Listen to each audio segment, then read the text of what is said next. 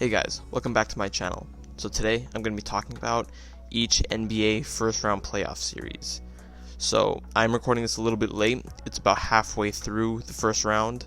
There's already one series that has been completed, but I'm still just going to be talking about each team's strengths and weaknesses and what I think the series is going to end up to be. I'll give my original prediction and then what I think it's going to be right now.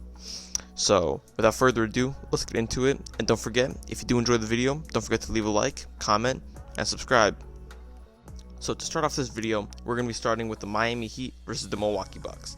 Now, obviously, Giannis Antetokounmpo has gone down with a back contusion. He's most likely going to miss the entire series, which has definitely changed the course of who's going to win the series. Now, originally, I had the Bucks winning in about 5 or 6 games, but now that Giannis is out, I can very easily see the Heat winning in 5 or 6. Now, the Miami Heat, obviously last year, they were number 1 in three-point shooting, number 1 in the East. This year, they've taken a huge drop. But despite that, I still think, playoff Jimmy can still be great in the second round. Because the second round, they're going to have to be facing the Cavs or the Knicks, which I think they do have a shot at beating, despite being the 8th seed. As for the Bucks, even without Giannis, they still have nice depth. They still have great defense in Jrue Holiday and Brook Lopez. And they have great shooting in Grayson Allen and Joe Ingles. So overall, even without Giannis, they're still a solid team. It's just they don't have that superstar to carry majority of the load to push them as far as they possibly can go and potentially win the championship. Because I know a lot of people had them winning the title this year, but now that Giannis is out, they'd be lucky to even make it past the first round. Now, heading into our 4th seed versus 5th seed, we have the Cleveland Cavaliers versus the New York Knicks. Now, originally, I had Cleveland winning the series in 6 games, but right now, New York has a 3-1 series lead, meaning I think now New York will win in 5, which is surprising, seeing as how Cleveland seemed pretty good heading into the series, but Darius Garland has not been playing well this series, which has been, really bad for Cleveland. And obviously for New York, Jalen Brunson has been playing great, Julius Randle has been playing great, RJ Barrett still has a couple question marks, but besides that, New York's just been an overall better basketball team.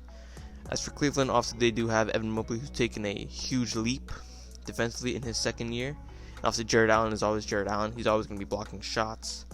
Donovan Mitchell's obviously this season been the main scorer, the first option for Cleveland, which, in this series, hasn't really worked. But to be fair, Darius Garland hasn't really been able to pick up. So if Cleveland can make any form of a comeback, I believe it's going to rest solely within Darius Garland, whether he'll be able to produce at a high enough level to ensure that Cleveland does not lose in this first round. Now, heading into the 3 seed versus the 6 seed matchup, we have the Philadelphia 76ers versus the Brooklyn Nets.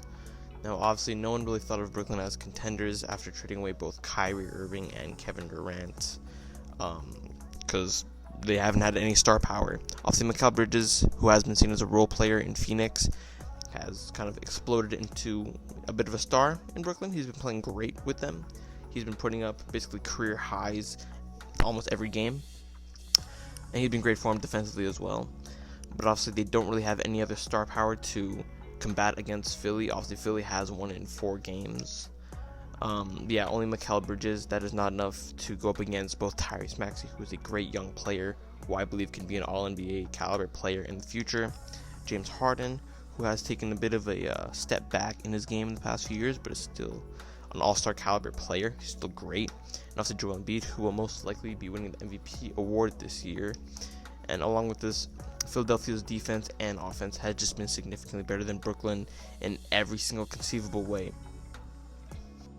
Now, heading into our 2-7 matchup, we have the Boston Celtics versus the Atlanta Hawks. Now, Atlanta hasn't really been playing up to their expectations this season after acquiring DeJounte Murray, because after their 2021 run, after making the Eastern Conference Finals, many people thought that they'd be contenders, especially after now acquiring DeJounte Murray. But not many people are saying that was just a fluke, as he had an easy first round against the Knicks, and then Philly kind of fell apart in the second round, allowing Atlanta to take them down in 7, make the conference finals. Now, despite this, Atlanta is still a good basketball team. Trae Young, when he's hot, he's very difficult to stop. DeJounte Murray has been okay defensively for them this season. Also, they do have Clint Capella down low to block shots. They have John Collins as well. As for Boston, though, they're the number 2 seed. They have an MVP candidate in Jason Tatum, All-NBA guy in Jaylen Brown. Great defense all around, including Marcus Smart and Al Horford. They also have great shooting all around, which is something really hard to see in a team where basically pretty much everybody on the team can shoot the 3 ball at an okay level. You can probably say there's maybe like 1 to 3 guys on the team that can't shoot very well, but besides that, everyone is basically lethal from outside. Obviously, they do have Robert Williams down low, which is huge for them, who they were also missing for a little bit of last year, which is probably a reason why they went to 7 against Milwaukee. Now, my original prediction for this was Boston in 5, which is possible to happen unless Atlanta takes another game, which right now Boston's leading 2-1. Now, heading into the Western Conference, we have the 1 seed versus the 8 seed in the Denver Nuggets versus the Minnesota Timberwolves. Obviously, Denver, very stacked team. Nikola Jokic, potential MVP winner this season. Jamal Murray, great point guard. MPJ, KCP. They have all this depth, all these great guys that can do a lot. Also, last season they were the 6th seed, bounced out of the first round to Golden State. Main reason for their disappointing season, was due to injuries. But now at full strength, they are contenders. Many people probably don't have them winning the title. Many people probably don't even have them making the conference finals, which is surprising. But this is still a really good team. When they get going, very difficult to stop. For the Minnesota Timberwolves, obviously in the offseason, they made what is possibly one of, if not the worst trades in NBA history, trading away 4 picks, a pick swap, and about 4 players, I believe, for Rudy Gobert, which kind of ironic now because they traded a pick that ended up being Walker Kessler, who ended up averaging more blocks than Rudy Gobert. So overall, this season has been a disappointment as Minnesota has only been able to crack the 8th seed. Obviously, they still have some star power in Anthony Edwards, Karl Anthony Towns. Rudy Gobert can still be very good at times, but despite this, Minnesota can easily just break down and fall apart at any given moment. Right now, Denver leads 3-0 in this series, which I expect the Nuggets to win in 4 at this point. So maybe the Timberwolves can take a game or 2, but it's going to take a good performance all around for Minnesota to actually take a game off the Nuggets. Now, heading into the 4-5 matchup, we have the Phoenix Suns versus the Los Angeles Clippers. Kevin Durant versus Russell Westbrook. Now, obviously, Paul George is not there for the Clippers, which is a huge reason why I believe that Phoenix would take the series in 5, potentially 4 if they did well enough. But obviously, Clippers did take game 1. Obviously, for game 4, they were missing Kawhi Leonard as well, which just made it extremely difficult for the Clippers to win. But even despite missing Paul George and Kawhi, the Clippers still somehow kept the game close, which was surprising. But despite this, obviously they have good depth, right? They have Russ, they have Norman Powell, they have Vita Zubats. When they're fully healthy, they are a contender. But right now, with their injuries, they're not going to be doing much. With the Phoenix Suns, on the other hand, obviously they traded for Kevin Durant, only giving up Mikal Bridges and Cam Johnson, which, this trade has proved to be extremely well. Since joining the Suns, they're, I believe, about 10-1 with Kevin Durant, which, that's obviously really, really good for a team. Obviously, Chris Paul, he is 38 years old, but he can still be effective when he needs to be. DeAndre Ayton, young player, good at catching lobs.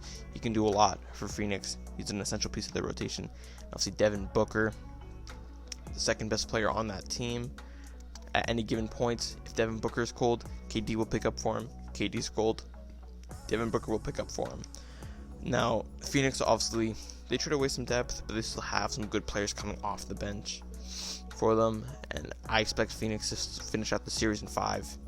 And obviously, people do think that the Suns can take down the Nuggets, which I think that'll be a close series. but we can only see what happens then. Now, heading into the 3 seed versus the 6 seed, Sacramento Kings versus the Golden State Warriors. I believe this series to probably be the most exciting series out of any in the first round, especially after Game 4 today, with Golden State tying the series 2-2, it being a nail-biter all the way down to the final buzzer. Obviously, Golden State Warriors, they're the defending champions. They have Steph Curry, Klay Thompson, Draymond Green. Jordan Poole hasn't really played as well as he did last season. Still great though. Andrew Wiggins is there. He can put up good defense. Obviously, Golden State did get back Gary Payton Jr. They did miss out on re-signing Otto Porter Jr. and Bjelica. But besides this, also, I have Sacramento winning the series in 6. Right now, it does look like either team can take it in 7, potentially. Sacramento, obviously, first time they've been in the playoffs since 2006. So, obviously, the entire city of Sacramento is very excited for this opportunity. De'Aaron Fox, he's been playing great this season. Domantas Sabonis, he's been amazing. Malik Monk has been there. He's been very good. He played well with the Lakers last season. Sacramento's got him. Now he's playing well over there. They also have Keegan Murray, who's a pretty good rookie. He's probably going to be on an all-rookie first team, I'd imagine. He's been playing great in this series as well. Overall, it's going to be a close series. It's going to be kind of tough to tell who wins. If I had to say, I'm going to say Sacramento in 7. Now, heading into our final series of the video, we have the number 2 seeded Memphis Grizzlies versus the 7 seeded Los Angeles Lakers. Now, this series is personally what I'm most excited to be watching, as Lakers have been probably the second team I've watched the most this season. Now, obviously, the first half of the season was terrible for the Lakers. They started out 2-10, but after trading Russell Westbrook and a couple other guys for some key pieces, they started making a nice little late season run, made it into the playoffs. Now, I think despite being the 7th seed, you can never count out LeBron James. You just can't. And, I mean, this shows that, LA has taken a 2-1 series lead. I had LA winning in 6. Obviously, this can go either way. It could go to 7, could go to 6, maybe 5 if Memphis falls apart, but I doubt that happens. Dillon Brooks might have actually been the reason, though, that LA won Game 3.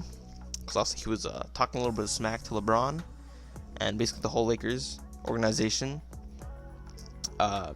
post-game of Game 2.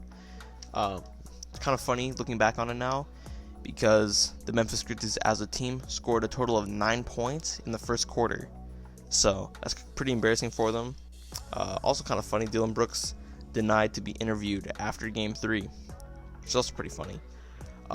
Speaking of Memphis, though, obviously they have Ja Morant, who they missed for Game 2, which is also kind of ironically the only time they won a series. Ja's been great, though.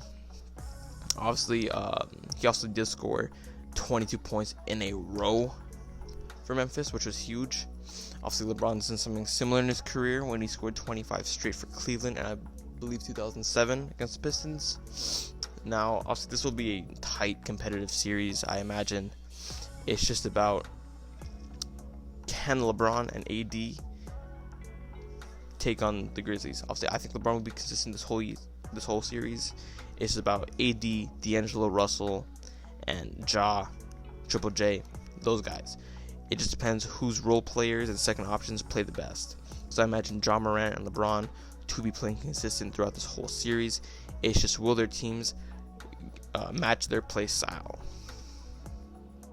Now guys, this is the end of the video. If you enjoyed, please consider dropping a like, subscribing, commenting, or sharing it with a friend. Now, I will be trying to do this kind of video for each round of the playoffs. So this is round 1, I'll try to do round 2, round 3, and eventually the NBA Finals. Leave a comment down below what kind of videos you guys want me to make, if it's on a singular team or a collection of teams. But yeah, anyways, if you guys did enjoy this video, remember to like, subscribe, comment, all that. See you guys next time. Peace.